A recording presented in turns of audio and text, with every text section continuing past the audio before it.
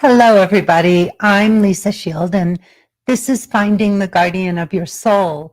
So, today I am going to talk about dating with different incomes, and I think that this is an extremely interesting topic. It came to us from one of our listeners. She's met a man who she thinks is really lovely. He's kind and he's a good person, but he has a different income bracket than she does. Clearly, she's the one with the higher income. And she wanted to know my thoughts on whether or not she should take him on a vacation, invite him on a vacation with her, and not ask him to pay for anything, but just pay for everything and take him along as her guest. So, first of all, it really depends on you and the dynamic you are wanting to create with a partner.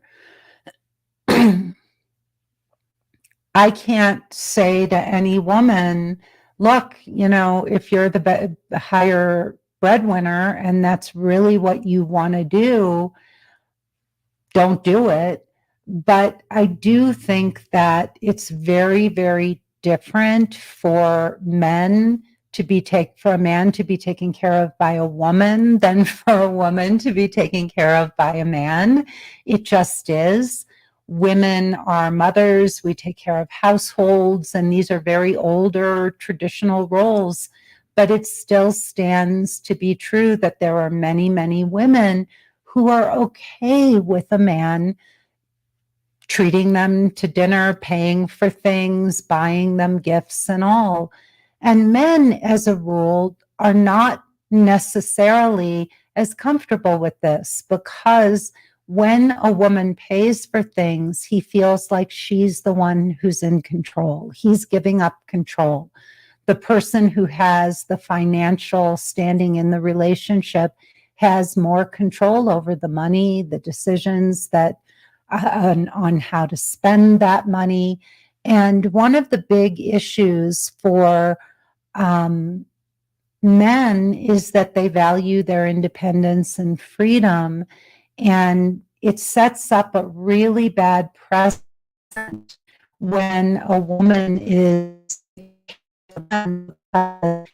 he starts to feel like your son relationship rather than in a romantic partnership. He loses a lot of his own independence. His masculinity can feel threatened.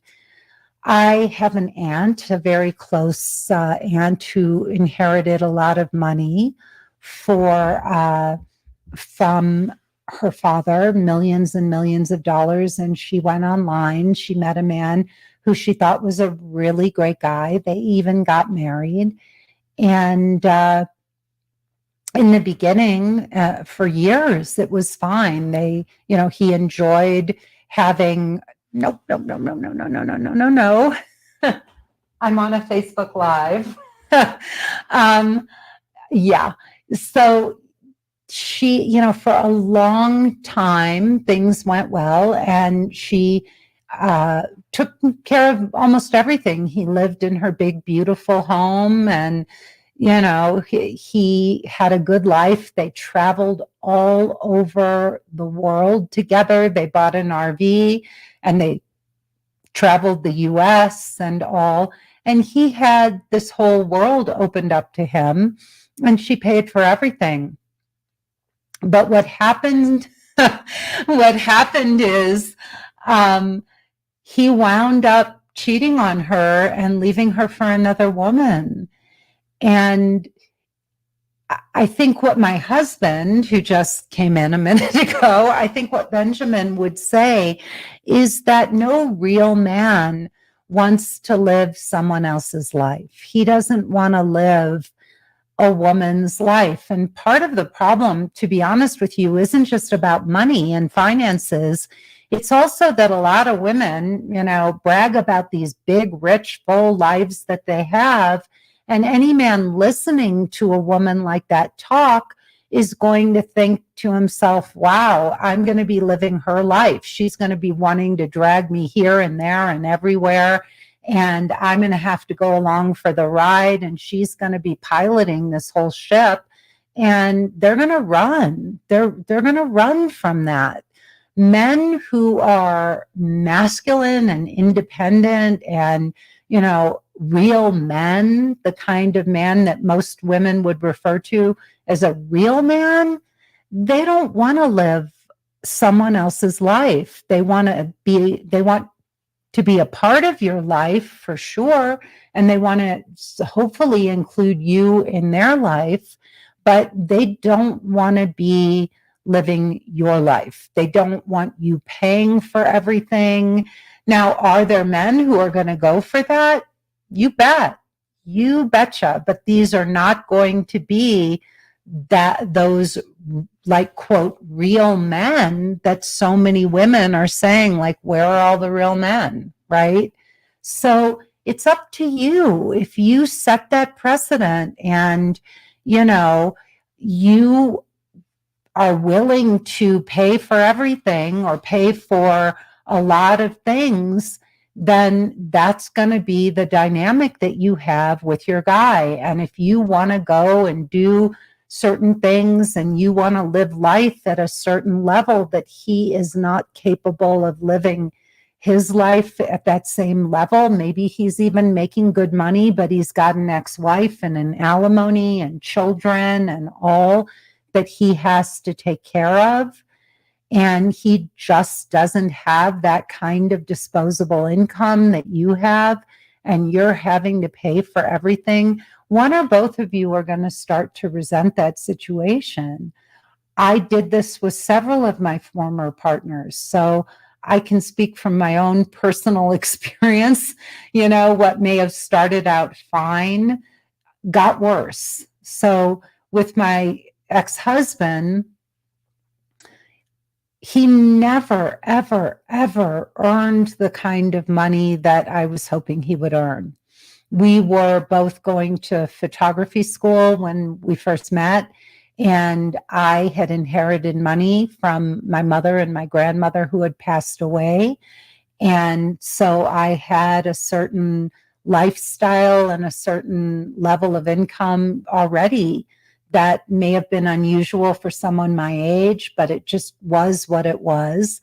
And my ex-husband didn't have that kind of money, and he never, ever, ever really got his financial self off the ground. It never happened. We were together for 13 years, and he was always struggling and making excuses, but he never brought in a good income.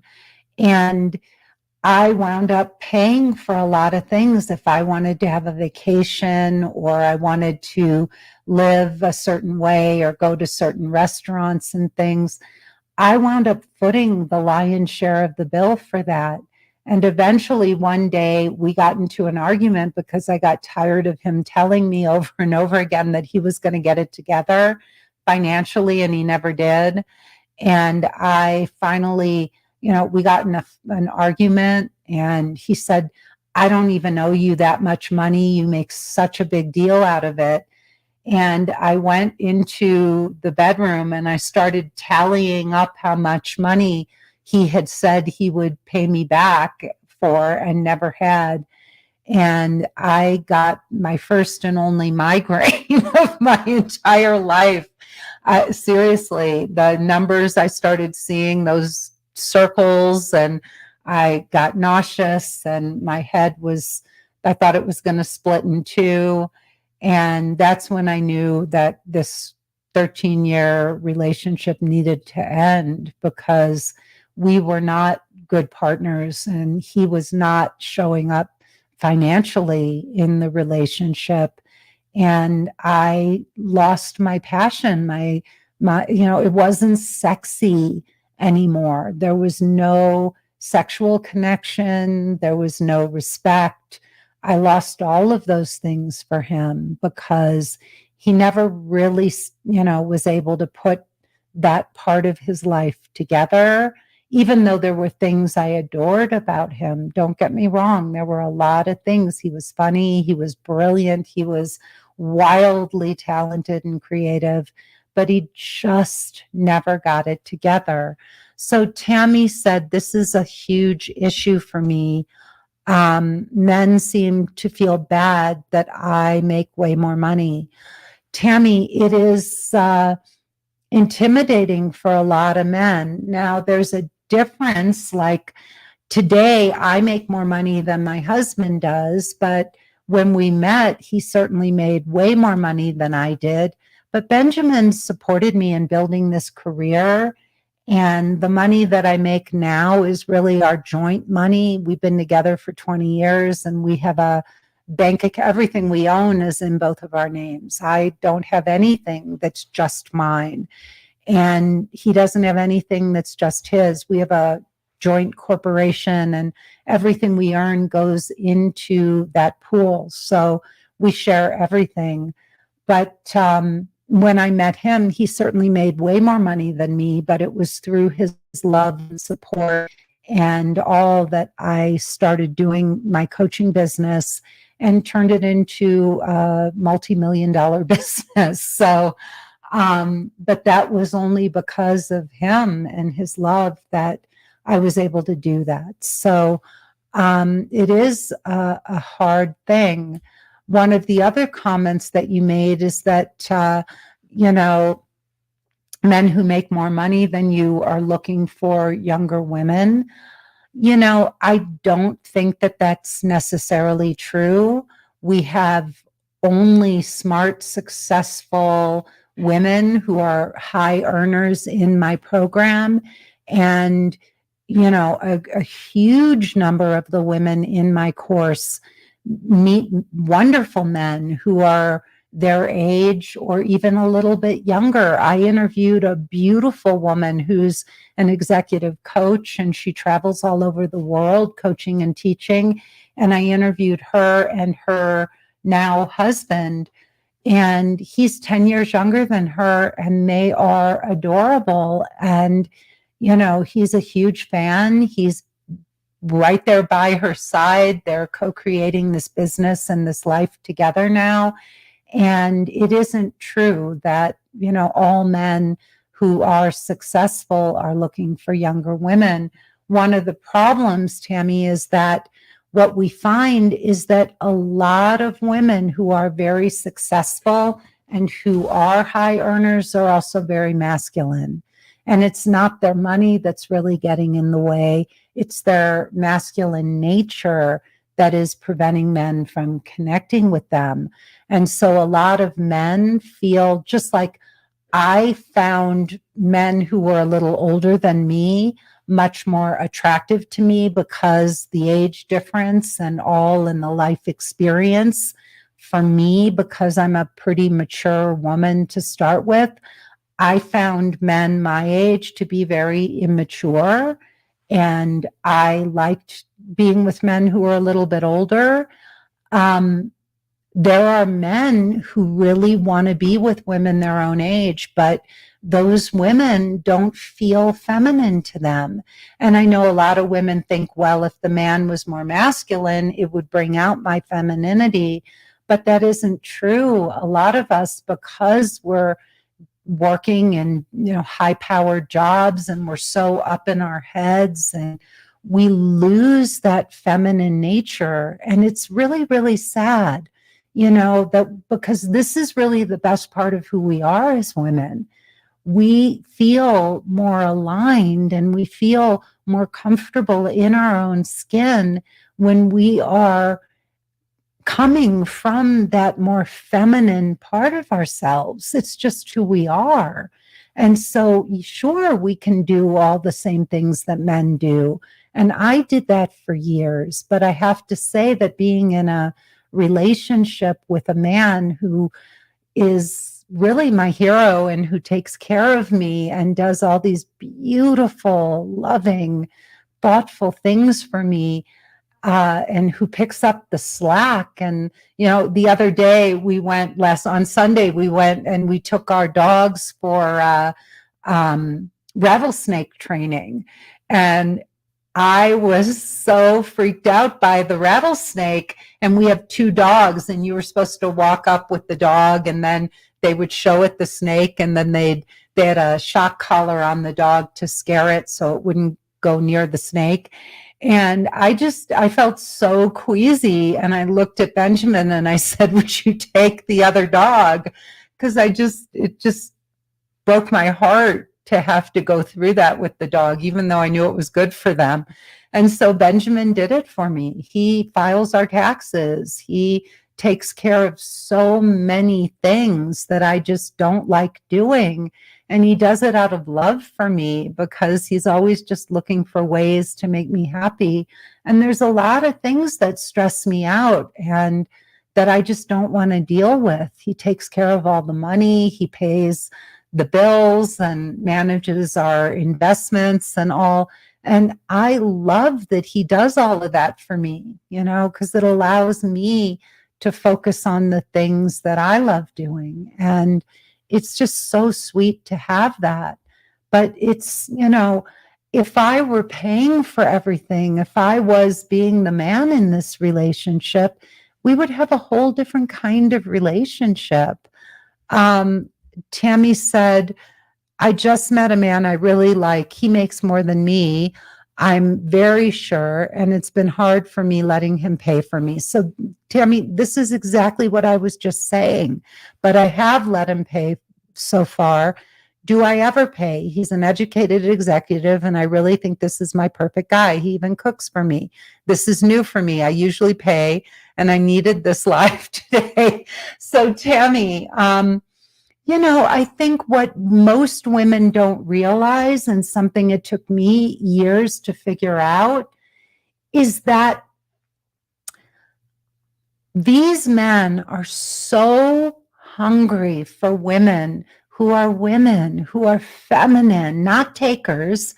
So you don't need to pay for things. You need to be appreciative, and you need to do the things for him as a woman that he can't get anywhere else, that he can't get from his male friends or from his colleagues. So that would be things like mirroring his masculinity back to him, making him feel like a god, right? Telling him he's your hero, listening to him with heart and compassion, and supporting his goals and dreams, not questioning them, but getting excited about the things he gets excited about, being a great companion, being able to manage your drama and, not having too many emotional outbursts, taking that stuff to your girlfriends or your therapist, but not putting that on him.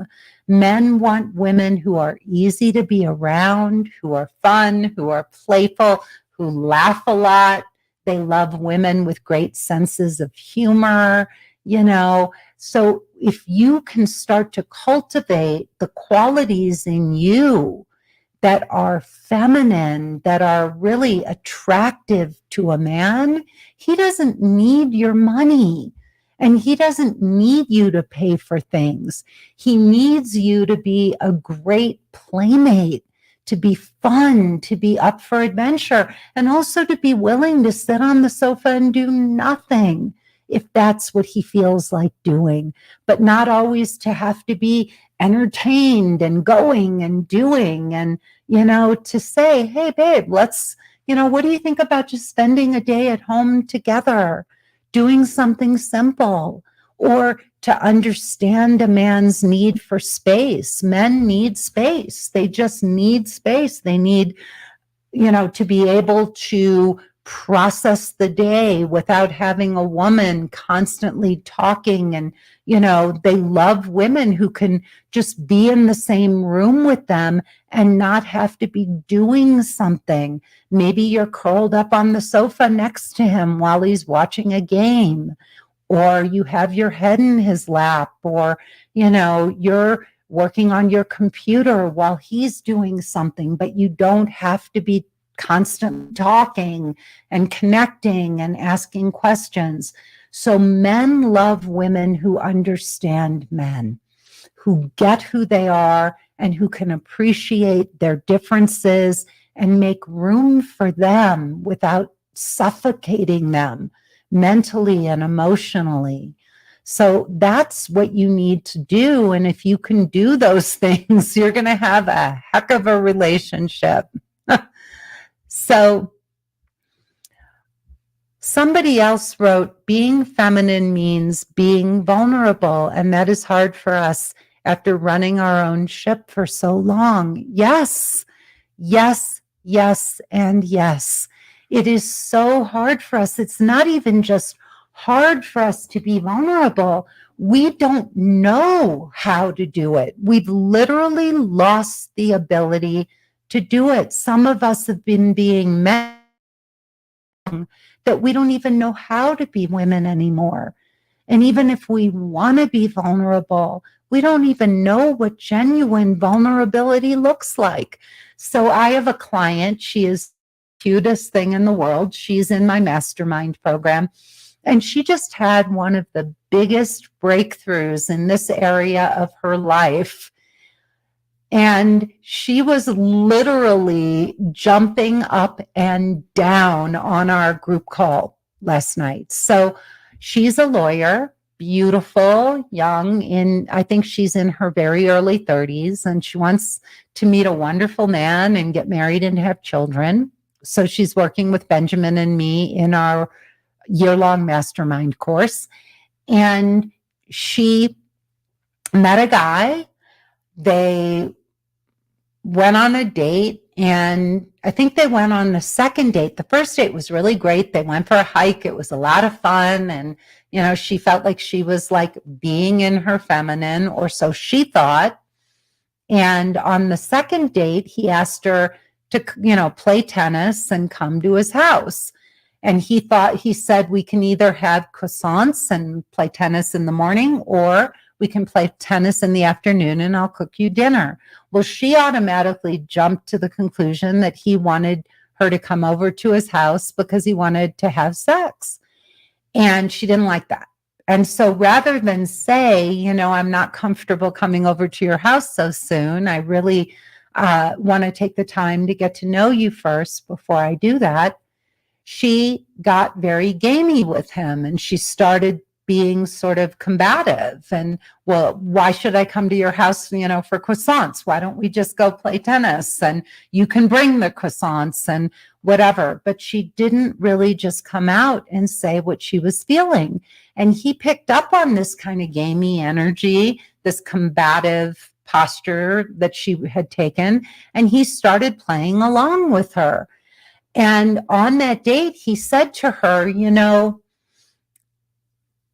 I bet you treat your friends like they're your colleagues, and it's really hard to get you to open up.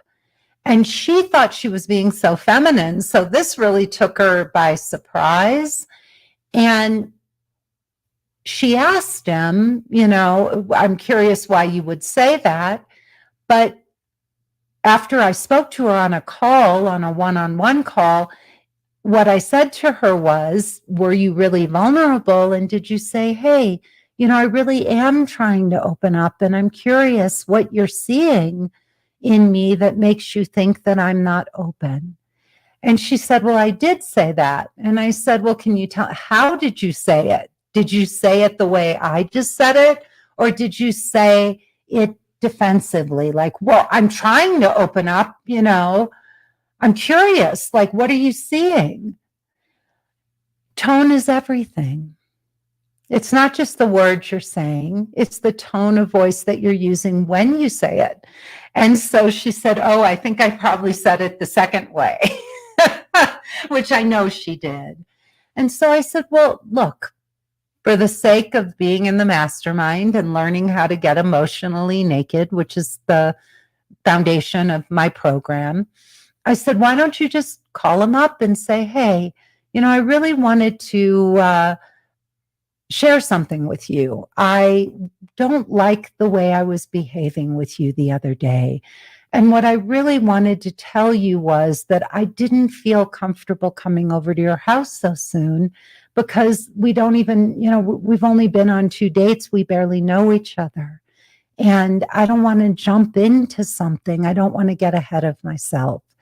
And so she did. She actually knew that he liked to go for a walk in the afternoon, and she was still in his town. She was still in the part of the city where he lives. And so she called him and she said, "Hey, would you like some company on your walk?" And he said, "Sure." And so she went on the walk and she shared with him and she said, "I want to tell you that I really didn't like how I was acting on that date. I should have just come out and said that I didn't feel comfortable coming over to your house so soon. And, I just don't want things to get out of hand too quickly. I want to get to know you first." And he actually hugged her and he said, "Thank you for saying that." And he told her later, "I don't want to rush into anything either. That's not who I am. I don't like to jump into things. I want to get to know somebody first. And I was just inviting you over to my house because I thought it would be a nice way to spend time together." And so this cracked her open. It cracked her open. And she said, "Lisa, I get it now. I get it. This is what you've been talking about. This right here, this is what I've been looking for." And she said, "I want more of this. It felt so good.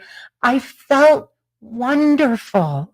And this is what I've been trying to feel this whole time." So, yes, we have lost this. We've lost this ability to be in our hearts, not our heads, to let go of our agendas, to just speak to a man and say, "Look, it's too soon for me to come to your house. And it's not even that I don't trust you. I don't trust me. If I have a glass of wine and and I'm feeling intimate and romantic, I don't know where things will go. And I don't even want to risk putting myself in that situation." So Julie said, "Tone is so important. I have a tendency to have a loud, strong voice, and I need to improve that." Julie, I used to have a tone of voice with men that was not attractive. And that switch in my tone of voice wasn't something I changed consciously. It really was an internal shift. So our tone of voice reflects what's going on inside of us. If we're being suspicious, our tone of voice will come out as being suspicious. If we're angry, our tone of voice will convey anger. And I was scared. I didn't trust men. I didn't trust myself. I hadn't found my voice yet with men. And the way I really shifted my tone of voice is that I really wanted to become a much more loving and compassionate person. And especially, I wanted to develop love and compassion towards men. And so what you're hearing is not some kind of conscious, shift, although I did slow down. I did start to think more about my word choice, what I was saying, how I was saying it. But really, at the deepest level, my tone of voice shifted because I made this very deep internal shift to being kinder and more compassionate and not needing to be right with men, not being defensive and not having to make a point or talk down to men.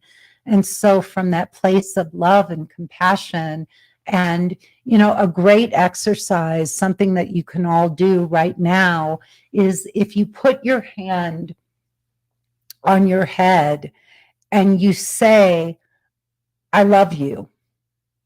You can feel that your energy is very much in your head and it brings your tone of voice to a different place, because we talk differently when our energy is all up here, and we talk very differently when our energy is focused here, when it's centered in our heart. So if you say, I love you, you can hear my tone of voice. If you say, I love you, you can hear the difference when it's coming from your heart. So it's something I encourage you all to try and to start to build that awareness of bringing your energy from your head into your heart, and to notice when you're up here and when you're here. So just to conclude, the subject of this talk, it's up to you,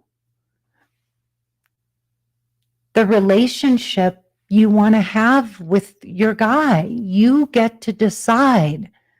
If you're okay being the man in the relationship, if you're really the alpha and you're okay with a beta guy and you're not looking for a strong, manly man, and that's not what you want. I had a friend once who looked at me and she said, I want to be the dominant one in my relationship. It's who I am. And she was. And that worked for her. And there are plenty of beta guys out there who would be okay with a woman like her. But a lot of women are settling for these beta guys when what they really want are alpha men. But they don't know how to surrender and let go. So if you really want a guy who's an alpha, you cannot have two alphas in a romantic relationship. It's going to be combative. It's just like the client I talked about a few minutes ago. She wasn't willing to be more relaxed and more surrendered in the relationship, and really more feminine. And she was going head to head with these guys. She was going alpha to alpha. And guys are going to fight back when you do that. They're going to become combative. They're going to become argumentative.